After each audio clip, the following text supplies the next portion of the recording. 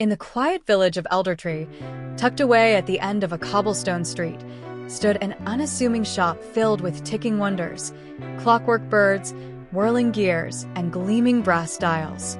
The shop belonged to Master Elias, a mysterious yet kind clockmaker known to create the finest timepieces in the land. But beneath his calm demeanor lay secrets his apprentice, young Thom, could only begin to imagine.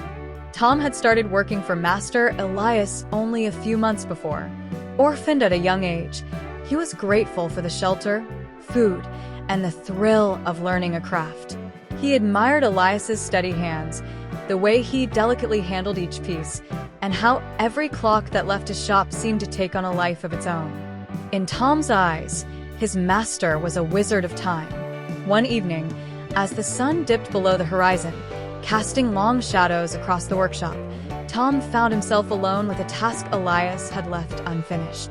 It was a large, ornate clock with golden hands and symbols Thom had never seen before. Curiosity gnawed at him.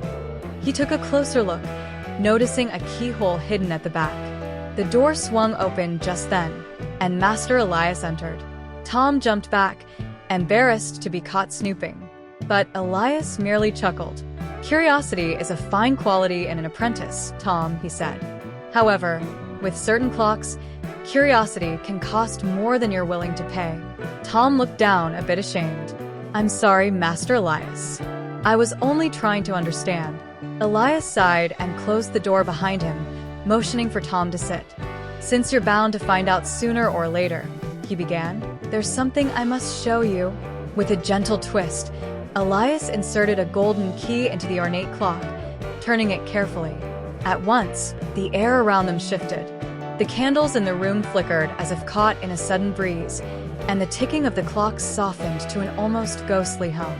Thom watched in awe as the hands of the clock spun backward, and the once empty workshop grew brighter, fuller, alive with the laughter of customers and the smell of fresh wood.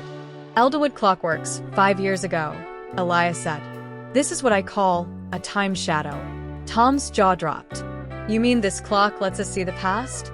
"Indeed," Elias replied, a solemn note in his voice. "But it's not without its price. Every clock here is bound to a memory, a moment frozen in time. And for each moment we revisit, something is taken from us in return." Thom gulped, the thrill of wonder replaced by a creeping dread.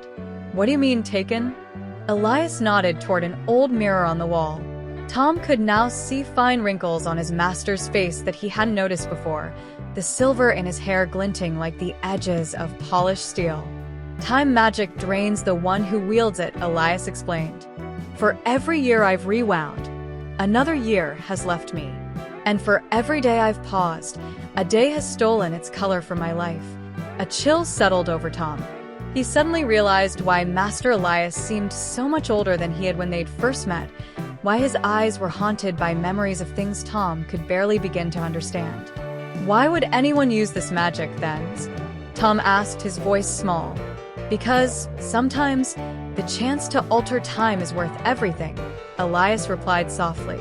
"The memories of those we've loved, mistakes we long to undo. But time is not a kind master. Each spell weaves a thread of regret, and before long, we are ensnared by our own choices." For the first time, Thom saw his master not as a craftsman, but as a man who had sacrificed greatly for those he loved. Silence filled the room, only the clocks speaking in their steady language. "Remember this, Thom," Elias said as he gently closed the golden clock, locking it with a soft click. "There is no undoing once you begin. Each tick, each talk is precious. Make sure it's worth the cost." From that day forward, Thom approached his work with renewed respect, never daring to touch the hidden clocks again. He stayed with Master Elias, learning to appreciate the beauty in each moment, letting time's natural flow guide his life.